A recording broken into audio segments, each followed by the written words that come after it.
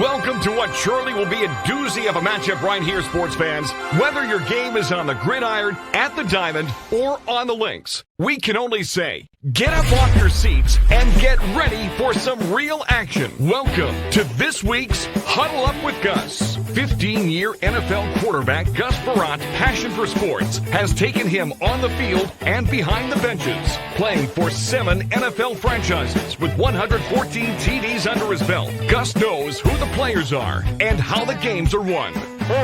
It's not every day you get to hang out with an NFL quarterback, huh? Okay, sports fans, from the decked out and plush 1631 digital studios, it's kickoff time. So snap your chin straps on and get ready to huddle up with Gus.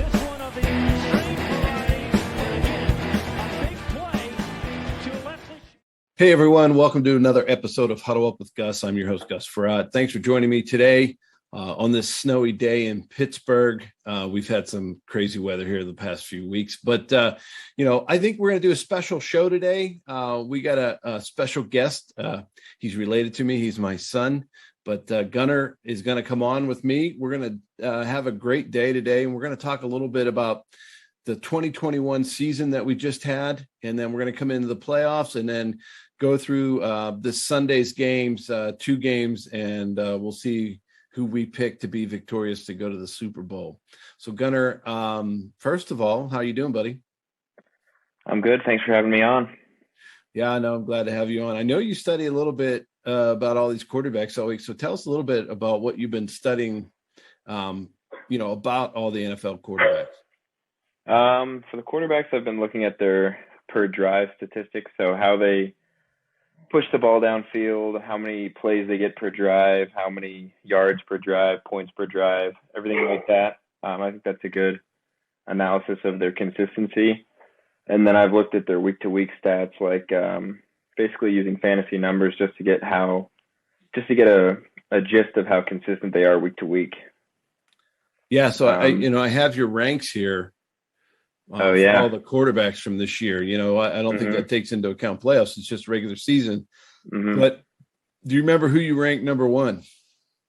Tom Brady. And tell me why he was your number 1 and all the stuff that you've done for analytics for this. I think he is number 1 because he's thrown the ball the most amount of times, I believe, but he still has the most yards and the most touchdowns. And they've dealt with some injuries on the Bucs team as well, including their defense, their two of their top 3 receivers, their running back, and then they just actually had a lineman hurt, but that's playoff. But despite all of that, he's still been the number 1 guy, and he led them to a 13-4 record, I think, with not a lot of run game. So I think he's just put the team on his back like he always does. Now, so then if he's number 1 and we look at the MVP voting for this year, do you think that he should win the MVP, or are there other people besides, I'm sure Aaron Rodgers, Patrick Mahomes up there, are there other people that should be in the running that you think that had a great season? If it wasn't so quarterback oriented, I think there should be others considered, like Jonathan Taylor, because you look at what happens when Jonathan Taylor's taken out of the game, the Colts are pretty bad. But, when he's able to run for 100 yards, 120 yards, and score a touchdown, their record's probably pretty positive. And then someone like Cooper Kupp, but it's hard to give MVP to a slot receiver. Even though his numbers are crazy, it's not like he is the reason they're winning it, I would say. Yeah, but, he's done things that nobody ever has in the NFL, right?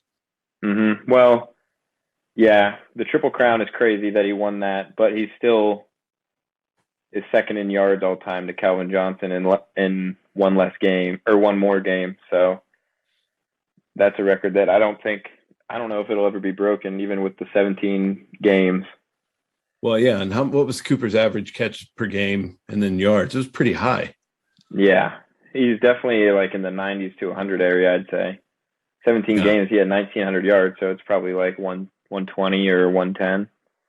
And, and people know he's the guy that the Rams go to, and he still gets open. When you look at other teams that have other great receivers, they don't always get open. right? Teams lock him down, double cover him. Even if they do that to Cooper Kupp, he somehow gets open.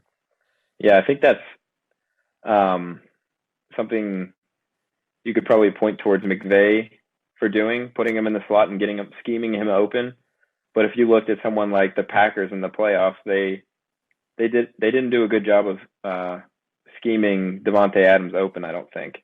The 49ers were still able to bracket him and double him and kind of take him out of the game after the first drive.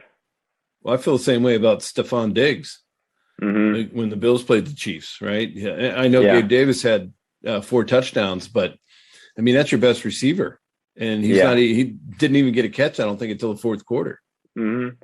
But they're all similar guys where if it's cover one and they have man-to-man coverage, they're going to get open. But I think that's why you kind of owe McVay a little credit, because Cooper Kupp in the playoffs still managed to get 180 yards receiving and a touchdown. Yeah. Yeah. So, I mean, if you think about, if you were just a fan, you didn't watch too much, you've heard of Cooper Kupp, but can you name any of their other receivers? Besides before Odell came and Robert Woods was hurt, they really didn't have any other, extra. They didn't have an X receiver. It was just Cooper Kupp schemed open, I feel like, because Van Jefferson is a young guy who hasn't really proven himself as a number 1 or number 2. So after Woods got hurt, they really were relying on Cooper Kupp. Do you think that Cooper Kupp, you talk about McVay doing these schemes, right? And being in the NFL for as long as I was, we always try to scheme people, but you can only scheme if they know how to do it for you, right? So you think Cooper Kupp has a high intelligence of football? You know what I mean? How to get open, what the coaches want him to do. Mm-hmm, for sure. I've seen a few of his interviews, and I know you can just tell by the way he talks about the coverage, the blitz, whatever package they were in, and then he can kind of see it all develop as he's running the route, which is a pretty special talent for a receiver. I know when I play, we always had to, watch the safeties on your first 3 steps just to see what the coverage was. And it's easier said than done, just to see that the corner's clouded or there's too high or whatever. And then he's able to adjust his route based on that. And that's not easy. So I think he definitely is a smart player, especially for how young he is. Yeah. And it's something that you have to work at. You just can't go out and do it. When I interviewed Warren Moon a few weeks ago, he was talking about his receivers in Texas when he played for the Houston Oilers, that they didn't have a lot of routes, but every route could be changed depending on the coverage. Mm-hmm. And, you just don't see a lot of guys doing that. You try to do it. Maybe you have one route that does that, but they had, he said we had 20 routes and, we just, you knew if it was cover 2, you did this, and cover 1, you did this, and we all knew it and we worked at it. Mm-hmm. Do you think that's better than just coming up with play after play after play after play? Mm-hmm. I do, and especially if the quarterback and the receiver are on the same page, then you're able to find an opening, whatever the coverage is, no matter what play is called. Like man, zone you sit, something as basic as that, you're able to find a space in the defense to get open.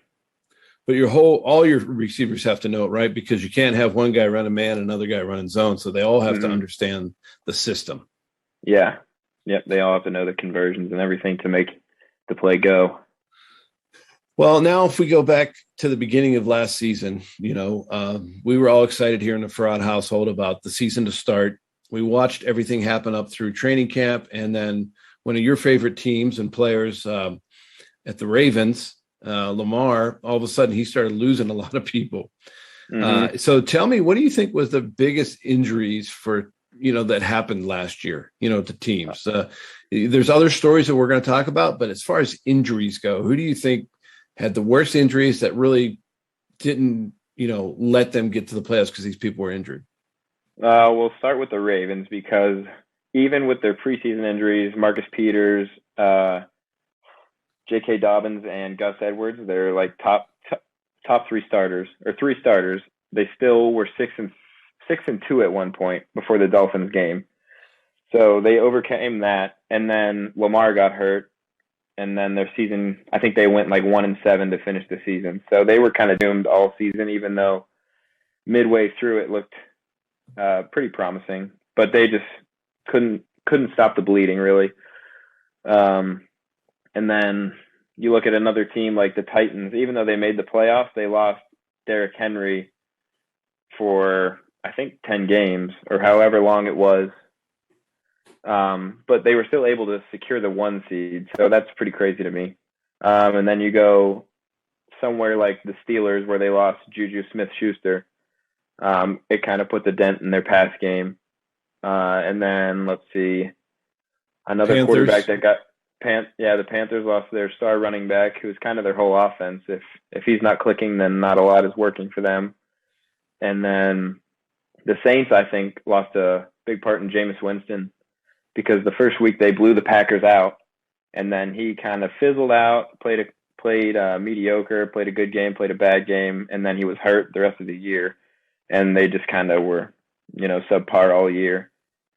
And then I can't really think of a lot of other injuries. Just a few games here and there. Like the Bucs, I said, they lost Chris Godwin for the playoffs, which hurts. They lost AB to some mental issues or whatever he's got going on. They lost Leonard Fournette. So their team was just beat up by the time they got to the divisional round. All right, Gunnar, before we take a break, I got to remind you there's one guy that we know really well that got hurt in the first game of the season.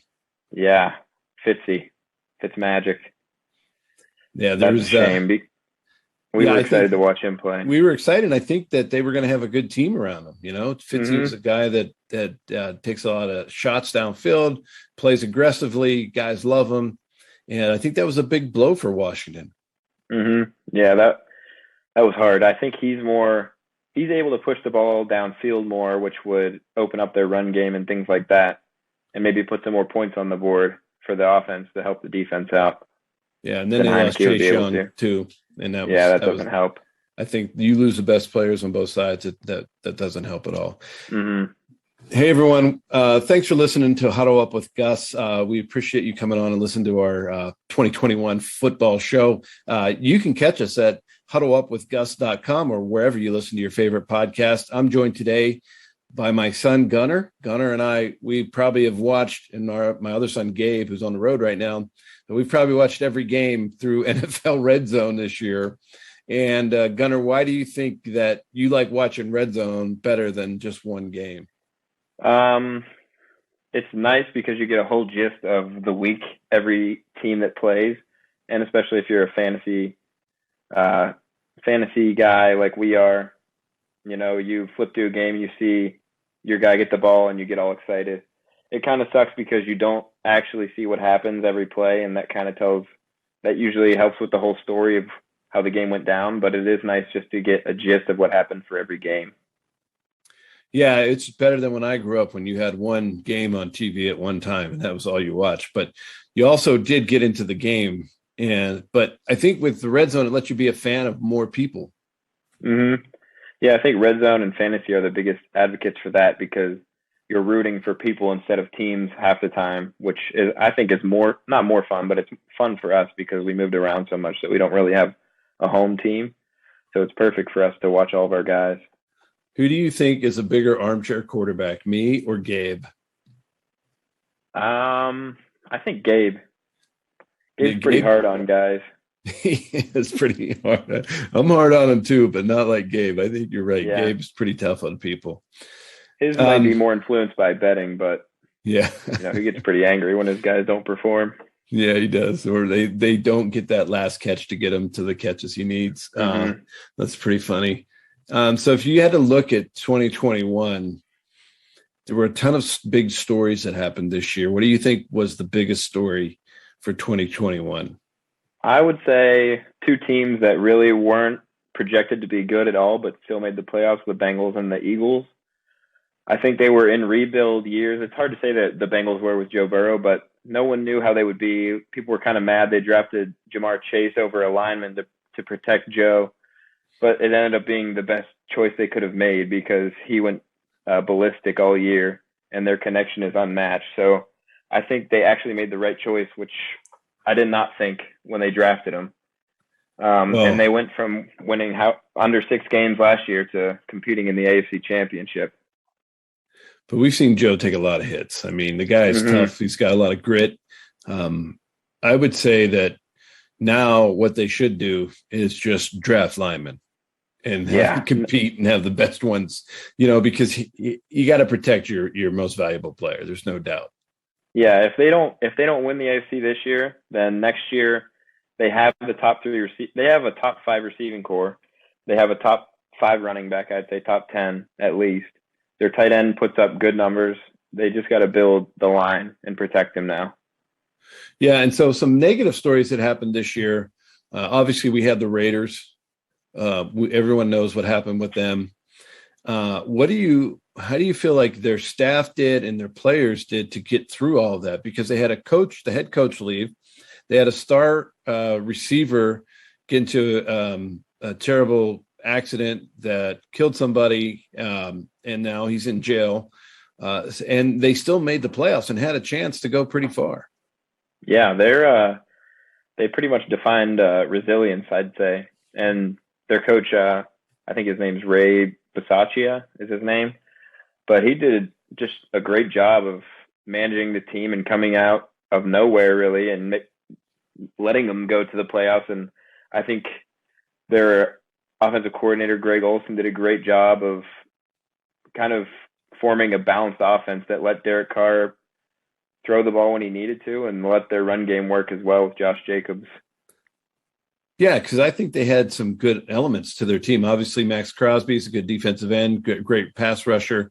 We saw him pressure a lot of people in games, and they put it together. Obviously, an old coach that I had, Greg Olson, was the offensive coordinator after Gruden left, and I thought he did a great job of understanding his players and the talent and whatever they had, and they just kind of came together as a team. And I think next year that'll make them stronger. Yeah, definitely. And it kind of sucks that they lost Ruggs because he was such a good deep threat, but he was replaceable, obviously. Right. And they're so good at using Waller in the slot as a tight end / receiver, I think, where he can win one-on-one matchups with any safety that their offense is pretty dynamic. So, and the last big story, I think, was if you look at Deshaun Watson, with the Texans, we saw a quarterback come through, probably was, if he'd have been a number 1 pick, it's all we would have heard of. Instead, we heard about Mac Jones all the time. But Watson was another story that I don't know if he's going to play again. What do you think? I don't think that he should play. I mean, I believe in second chances, but it's just those things are so. I don't know. It's just I think the NFL might be too lenient with some of that stuff when it comes to sexual assault or things like that. Obviously people make mistakes, but those are pretty bad mistakes to make when you're, aware and of age to know what you're doing. So yeah, and it's not like it was one mistake, right? It was not like it was just he said, she said thing that happened like one time and it was a misunderstanding, whatever, but it was like 25. Mm-hmm. And I think that all needs taken into account of, hey, look, who are we in the NFL? Are we just gonna, like they always say, or just a bunch of guys coming out of prison, or is it like we want a wholesome kind of league that people want to go and be like? Yeah. In the NFL, you want to represent the players that, work for you pretty much, essentially. And you want people to like the league as an organization and feel that they're doing the right things on all forms of social justice and things of that nature. So you want to, when it's time to make a decision about that stuff, you have to make the right one and you have to be on the right side of history, which I don't know if they've done in the past. Well, no, we know that the NFL has not always been correct or perfect. We've seen it with concussions. We've seen it with players' injuries. We've seen it with the pre-93 guys. We've seen it with a lot of stuff. But they are such a big business that some of that stuff gets swept under the rug. And, we've seen it with Colin Kaepernick. We saw that everybody said, oh, we're never going to watch the NFL again. And then it's the highest rated show every week. You know what I mean? Yeah, people are never going to stop watching. But when you have that much power, I think you're right. You have to do the right thing and be on the right side of history. Mm-hmm. And honestly, I think that those guys, I hate to say that people are replaceable, but the NFL won't lose any of its power just because those guys leave the league. because No, they made a there's- mistake. No, there's always somebody bigger, faster, stronger, and you have to work your tail off to get to the league, and you can't make mistakes. And we see guys make mistakes all the time, not on the field or in the route they ran or because they were offsides, but off the field with stuff they shouldn't, ruin their careers over, and yet they do. And so, but we see all the time that guys don't get second chances on the field, but all of a sudden these guys do the wrong thing and they get a second chance because of off the field stuff. Sometimes I don't understand how that all works just because somebody has talent. Yeah. So I wanted to ask you about some of the rookies this year. Your favorites. Let's start with just your favorite rookies that you saw play this year. My favorite rookie by far is Naji Harris. I drafted him first round because I didn't want to miss the opportunity to root for him. I just knew that he would be a tank like he is, and I was so happy to see the way that he ran the ball. And, I think he had the most touches in the league by a good amount, and he didn't get hurt until that last game. I think maybe he got hurt a few times, but the way he ran the ball and carried it with that mediocre line was just so fun to watch, I think. So I'd say Naji was. Yeah, I agree with you. I agree. I like watching Naji Harris as far as all the running backs go. But hey, everyone, I want to thank you for listening to Huddle Up with Gus. You can check us out at huddleupwithgus.com or wherever you listen to your favorite podcast. You can go to Sounder FM and check me out on Sounder FM and a bunch of other great podcasts. We're talking today with my son Gunnar. We were just talking about rookies. He said his favorite rookie was Naji Harris of the Steelers, which I really like Naji. I think that he's hard to bring down. He's a great back to have. And, I don't know if they used him all the proper way, Gunnar, because this was Big Ben's last year. He's now retired. And, they were trying to do RPOs and stuff with them. And I just don't think when you have a non-mobile quarterback that you can do that kind of thing. Yeah, because I watched yesterday, I just watched every Ravens game, and the way they use RPOs is much more effective than when they do with Ben. Because if Lamar pulls the ball to throw it and he doesn't like to throw, he just takes off behind the running back, and it's a 4 or 5 yard gain instead of a sack or an ineligible lineman downfield or whatever. Right. But I think with Naji, he's such a good receiving back too. I know one game he had like 13 catches on 14 targets or something, which is crazy for a running back. But he's a all-purpose back that you can use first or third down, and he's obviously built to stay in all drive for every drive. Yeah, so I think he's definitely somebody you can build your offense around over the next 5 years, right? Because we know running backs don't last forever, and they have a shorter career than most people. But what do you think the Steelers are going to do as far as, with Big Ben retiring, who they're going to use? Are they going to go out and draft a guy, or are they going to use a veteran? I know a lot of people are saying to get a veteran, but you just had a rookie first round pick play for 18 years and win 2 Super Bowls. Why not go for another rookie? Like, if Kenny Pickett falls to the Steelers, I hope they take him. Yeah. Do you think Kenny is the kind of the guy that of all the quarterbacks coming out, it will be the best quarterback? I think so, yes. I think he's the biggest. He's got some of the best arm talent, and he's played on a team that he kind of carried in a way, because their defense it's not like Pitt is Clemson or Alabama. To beat teams, you have to, Kenny's going to have to put the team on his back every game. Yeah. And he had a few games that were kind of weird, like the Western Michigan game where they didn't win, which is odd.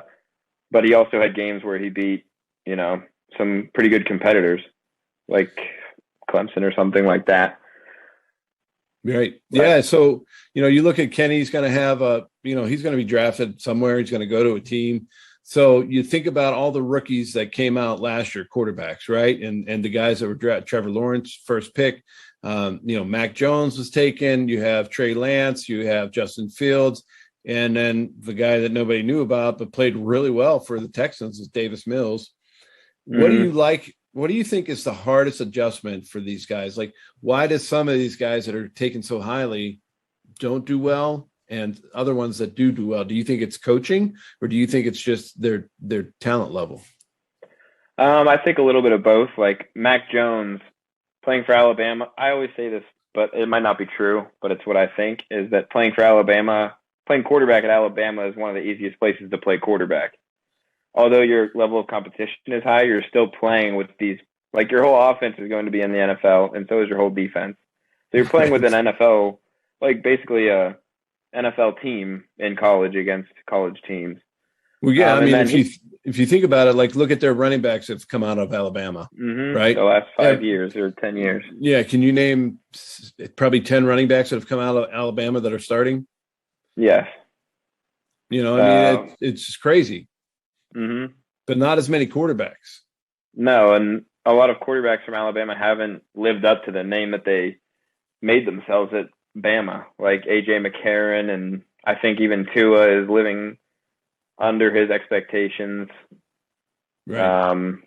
Yeah, I think Mac Jones walked into the perfect situation, though, with the Patriots because they're so well coached. Their defense is incredible, and their run game is producing over 130 yards a game or whatever it was. Right. Yeah. So yeah. He didn't. And then when he had to do a lot, we saw that he had to bring the team and score a bunch of touchdowns. He wasn't able to do that. Yeah. He was unable to compete with Josh Allen in the playoffs. The only reason they beat the Bills the first time was because it was a Snow Bowl and they had to run every play. Right. But, so then, yeah, and you look at these other quarterbacks like Trevor Lawrence, didn't have a great year, played the whole year, kind of was unnoticed, right? They tried to make him a big star, but it wasn't there. Obviously, they lost a coach in Urban Meyer. That was another huge story that happened. And now they're going to get Byron Leftwich. Do you think Byron Leftwich will be able to bring some of that knowledge you learned from Tom Brady, all his experience as a pro quarterback, and help Trevor Lawrence be a much better quarterback this year? I think Tom Brady kind of has that snowball effect where anyone that touches him kind of learns a finer way to play the game. So I think Byron will definitely be able to teach Trevor Lawrence some of the like Bradyisms of football, whatever that is, like just quarterback presence, leadership, things like that. So I think Trevor Lawrence, even though it was a rough year, he has a huge ceiling or a high ceiling, which a lot of people can't say. He didn't even reach anywhere close to what he could be. Yeah, you had him ranked as the 25th quarterback this year. Yeah, that's a combination of, the record, the numbers he put up, and just how he played in general. Right. So, okay, we kind of covered some rookies. Who do you think the biggest bust was at quarterback that played, not maybe one or two games, but played a lot of games? Who do you think would be the biggest bust? Not that we're trying to be mean or anything, but it is what it is. Let's see. So Davis Mills started off horribly, but he actually picked it up towards the end of the year. So he would have been my answer if you asked me middle of the season, but I don't think I could say that now because he had some 300-yard games and some pretty good games. I would say Trevor Lawrence, to be honest. Yeah. Do you? What about just all quarterbacks? Right. For me, I look at a guy who's playing in Cleveland that has a lot of talent, has a two-headed monster behind him. His line's pretty good. Had a great defense and just couldn't get it done. I feel like not that he was the worst quarterback, but he was so underwhelming. He didn't help his team at all with Baker Mayfield. Mm-hmm. Yeah.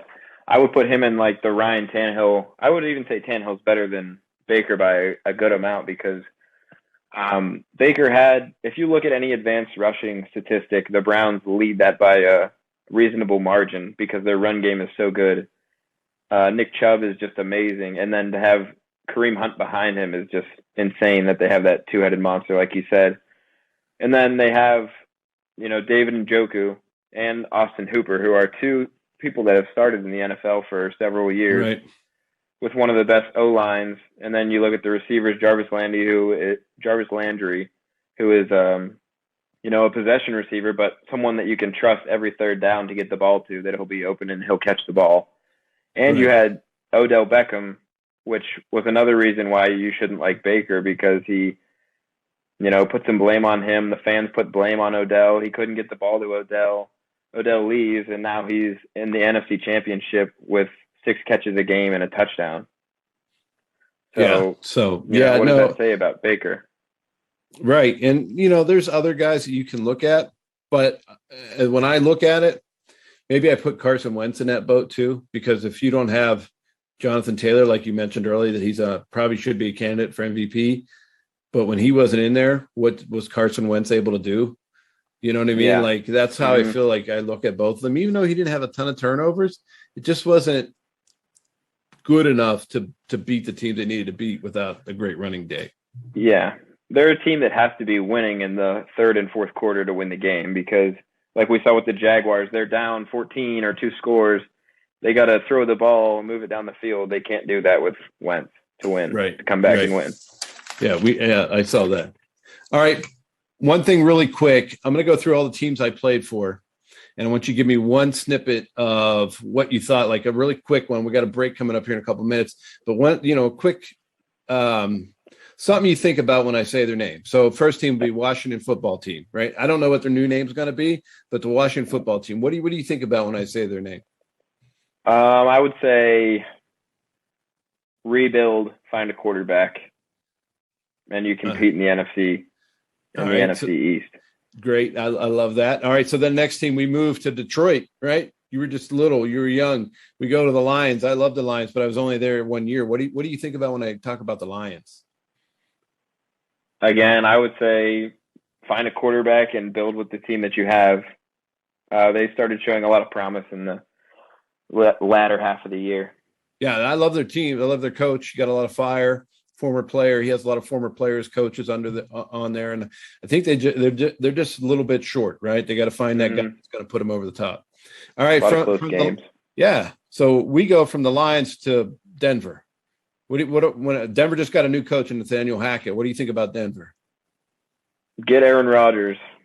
All right, I love it. All right, from Denver we go to the Bengals. I mean, what do you think about when Cincinnati Bengals for so long, as they said, like since was it 81 or something, since they've been to a playoff game? 30 years, 31 years or something. Yeah. So when I say the Cincinnati Bengals, what do you think of? I would say they're the new Steelers of the AFC North. Wow. They're going to be the team to beat.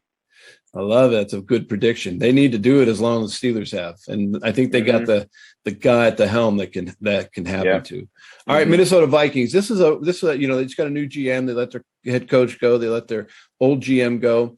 They got a new guy. They're going to find a new coach. And, I think of underwhelming. Like they have the talent, but it's never all at once. What do you think of them? No, I think the same thing. They should have been a playoff team this year, and they were underwhelming. Yeah, so then all of a sudden we travel from Minnesota, our family, down to Miami. And so what do you think about when we say Miami? That's a tough one because they went on that 7-game winning streak. I would say establish a running offense with your defense, and you're able to play like the Patriots and run the ball, play good defense, and win games. Right. Well, do you think that puts Tua in a good light because of his arm strength? Because it's a big play action, right? You got a great running game. You got to throw ball down the field. Yeah, I know Tua is good on play action, but it's more so like rollouts and boots to the flat. So I don't know if they could use that side of Tua more, even though they use it a lot already. Then I think they'd be in every game. They'd be contenders in any game they played. All right, 2 more teams. Well, we'll only go one because I went back to one team, but the Rams. Beat the 49ers for once. Yeah. All right. And get back to the Super Bowl. All right. I agree. All right. Then I went back to the Vikings, everyone. All right. We're going to take a quick break here. Thanks for listening to Huddle Up with Gus. Check us out at huddleupwithgus.com, wherever you listen to your favorite podcast. We're on today with my son, Gunnar. We've probably watched, he's played a ton of football. Went to William & Mary, played football. Then he started being a coach there. And now he just does a lot of data and analytics for different teams. His favorite guy to watch is Lamar Jackson. Gunnar, why do you love Lamar so much? I first started loving Lamar because of how hated he was. And I love that when everyone shoots a guy down and they don't believe in him and then he proves them wrong. Because you look at Lamar Jackson, he's the youngest player to ever win a Heisman, I think. And then he put up just ungodly numbers at Louisville, a team where a quarterback shouldn't be putting up those numbers, 6, 7 touchdowns a game, beating ACC, beating SEC teams. And then it comes draft time, and people are saying he should switch positions and play running back or play wide receiver. And he said, no, I'm not going to do that. I'm going to play quarterback, and I'm going to win the MVP, and I'm going to, make the Ravens playoff contenders every year that I start, which he's done, and he's proved everyone wrong in my book. Yeah, I mean, he's had a great career. You were showing me some of his runs the other day that he's had. I mean, he's had some big throws. I think they're really lacking on receivers for him. But his run game, when he runs the ball, it's just like watching Barry Sanders, right? He's going to make guys miss. He's so fast and so skilled.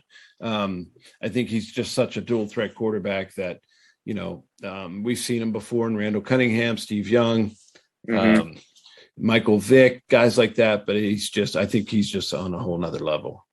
I think Lamar this year really tried to emphasize pushing the ball down the field as well, which is, I think, the reason for some of his mistakes and interceptions as well, because I think he was like top 5 in yards per attempt out of all the quarterbacks. And it's hard to do that when you don't have a true X receiver, when your number one target is your tight end. Right. But their play action is insane with Lamar, because he drops back he's 12 yards behind the line of scrimmage. And if they rush 4, he's got 5 alleys to run as well. Yes, it's a hard guy to defend. And I think when that offense would just pile everyone in the box, and they try to do play action off of that, that just was not to his advantage. Yeah, I think that they can honestly treat Lamar more like Mahomes, not saying that he is Mahomes, but spread the offense out and let him improvise and make plays like that instead of restricting him to one read or one play that he can do. All right, Gunnar, we went through a lot of stuff. Let's talk about some of the teams that we haven't talked to, and then we'll get to the playoffs. Chicago Bears. They had a bunch of quarterbacks. Justin Fields is there. They're putting a lot on him. Now they got rid of Nagy, and they're getting a new coach in. I don't know if you can say his name or not. But it's hard to pronounce his name, but we're all, I don't know. What did it start with? Eberflus? So Coach Eberflus? I don't know. Whatever his first initial is, that's what I'd start calling him if I was a player there. Yeah. But tell me about the Bears. What do you think? Do they have a chance next year to win that division? Because I don't think Rodgers will be in that division. I think they definitely do. It might take a couple years if I were, to look at the Vikings and the Packers, just teams in general, because I don't know if Justin Fields got enough play time this year. If you draft a guy first round, play him and let him get the experience, is my opinion. I don't know if he was hurt or if they just benched him in some games, but I don't think he played enough, because he showed a lot of promise when he got going and, he got his wheels rolling. Against the Steelers, he looked good. The game after that, he looked good, but he just didn't get enough time, in my opinion. But they'll get Khalil Mack back, and then I think their run game will be phenomenal next year with Montgomery and Justin Fields back there. I feel like the Bears, their big problem was just mental errors and mistakes. They always had penalties, not like a holding call when a guy's beating you around the end. It was just always terrible mental mistakes that should never happen in a football game. And the Bears always seem to have them this year, every game we watched. Yeah, they did, especially that Steelers game, which is, I think it was a primetime game, is why I remember it so much. But, they really just beat themselves with penalties and roughing the passer and taunting, stuff like that. Yeah, that's not good. I think they'll be better next year. Right. We go to one team that you like. You and I both love watching this quarterback. We go to Arizona, and I felt like 2 years in a row, like they were in such an incline at the beginning of the seasons, and then it's like they fall off a cliff at the end. Yeah, Cliff Kingsbury record is like he's like 6-8, or it's just really negative the last 6 games of the year, and I don't know why. They just fall off. Yeah, I mean, obviously you don't have your best receiver, the best receiver in the league, maybe. That hurts a little bit. But you got a quarterback that can make play after play. And it just seems like when I watched those games, I saw so much frustration, out of Kyler Murray. Yeah. The countless 3-and-outs are just so demoralizing for a quarterback. To go back out there, have another 3-and-out, you're ready for your defense to make a stop, and they do. You go back out, another 3-and-out. It just kind of kills the team chemistry and, the motivation for the team, I think. Yeah. So I don't think they're the biggest disappointment, though. I think the biggest disappointment for me this year were the Cowboys. Yes, I agree. I just think that they had the most talent and got the least out of it. They have a crazy amount of talent, and I'd say they have a top 10 running back. They have a top 5 receiving core. They're supposed to have a top 5 quarterback, even top 10. And their defense was playing really good all year. A lot of turnovers, a lot of points scored for them. And then they just lose weird games for no reason. Yeah, they got the defensive rookie of the year. How many interceptions did Trayvon Diggs have? 11. 11. I mean, that's amazing. That doesn't happen ever. That's just amazing. I think you're right. They have all the talent there. They had the thing, but they were missing something, and I think it was coaching. Yeah, I agree. I think it was coaching as well. All right. One guy before we get to the playoffs, a guy that we know really well. Your sister graduated high school with him, but he's the starting linebacker for the Atlanta Falcons and Foye Oluokun. He led Gunner. We knew him when he was little and he was playing hoops at John Burroughs in St. Louis, and he was skinny. He played for me when I was the head coach, and now he's like 245 and he's leading the team at the whole NFL in tackles, and he's fast. Mm-hmm. He literally reminds me of Derek Brooks when he plays. I love that analogy. Like what, if you had to say like his strengths, like you can name a bunch of them, but what do you think his number one strength is? I think he's just able to run sideline to sideline and, willing to stick his nose in any type of tackle or scrum that there is. He doesn't care. He wants to make a play. He's going to make the play no matter what. Yeah. And I agree with that. And I think that he's just, I can remember when he went to Yale, 5 years at Yale, came out, and, he didn't even go to the combine, but all his numbers were top 5 in any linebacker that was drafted that year. Yeah. And he's just been improving year after year after year. So Foye, kudos to you, man. What a great year. And I hope you get paid, my man. Yeah. It helps when you have a middle linebacker that's freaky athletic and then also crazy smart, Right. Yeah. I would say he's crazy smart. Definitely. Yeah. All right, Gunner. All right. We had some incredible playoffs. I was telling Ben, who's helping us produce the show here, that if you just watch the last 2 minutes and overtime of the Chiefs-Bills game, is probably the best game you've seen all year. Yeah, it was one of the best games I've ever seen in my life, I think. I mean, 2 quarterbacks going head-to-head, making the throws that, people think it's easy to make those throws and put the ball because, Tyreek Hill at the end of the game, he ran outside and juked the guy and came inside and it was right there. But Patrick Mahomes can put the ball anywhere you want. Yeah. And I'll say, Josh Allen, with what he did in that game, it was absolutely crazy. Well, it's awesome to see Josh Allen's progression from his rookie year to now, because some of those deep throws like that post to Gabriel Davis, his rookie year, he would have thrown it 5 yards over his head. Yeah. And now he's dropping it right in the bucket, right in his chest. It's so awesome to see. Yeah. So we saw underdog after underdog this playoff this year. And now we finally come to championship weekend, and we're going to go 2 teams here. We got San Francisco, the Rams. Who you picking?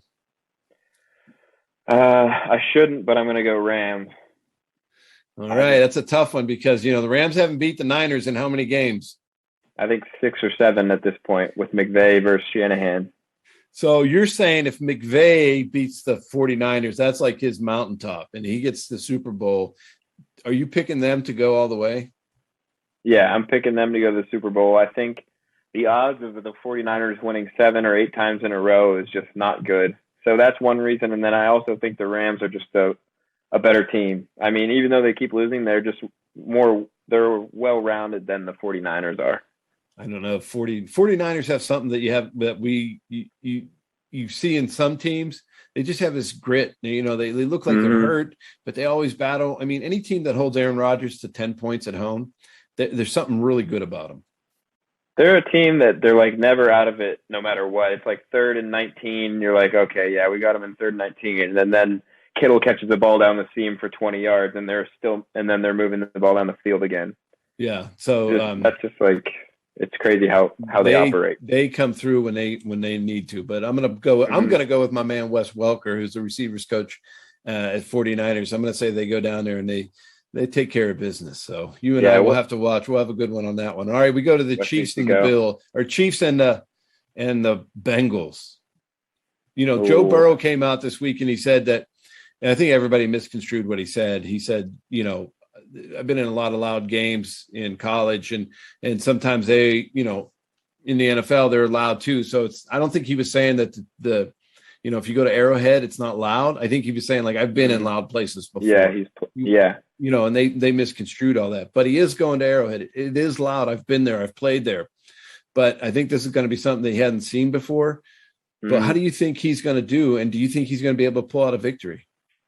I think his first quarter will be slow, but I think he'll pick it up in the second quarter, third quarter, fourth quarter, and end up having a pretty decent game, especially for a guy it's his first AFC championship. I think he'll play pretty good. Do you think he's going to pull it out? I don't think so. I predicted the first win they had against the Chiefs in the regular season, which was a good upset, but I don't think that they beat them twice this year. Yeah, so you got the Chiefs playing the Rams. I'm going to take the 49ers playing the Bengals just because I want to go against you. But, you know, tell us what you predicted way back before the season started. Before the season even started, I predicted the Rams would win the NFC. So, and then there would be a Rams-Chiefs Super Bowl. So you're right on. So good. who's winning it all, buddy? Chiefs. Chiefs are winning the Super Bowl 31-20. Oh, that means our Patrick Mahomes card is going to go up that we have. Yeah. Yep. All right, man. What a talk, Gunner. Thanks for talking football with me. Hey, everyone.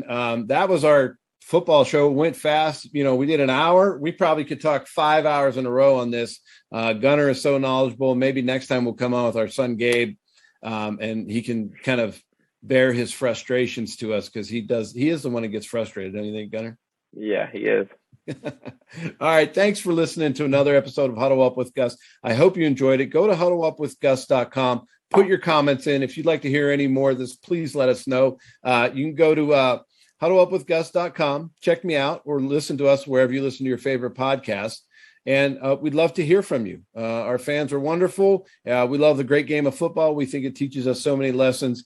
And, you know, I am lucky I got to play it and I get to share it with my sons and my whole family. So I hope you enjoy it too. So have a great day, and we'll see you next time on Huddle Up with Gus. And that's a wrap, sports fans. Thanks for joining in the fun at the 1631 Digital Studios for another action-packed Huddle Up with Gus, featuring 15-year NFL quarterback Gus Frerotte. Huddle Up with Gus is proudly produced by 1631 Digital Media and is available on Apple Music,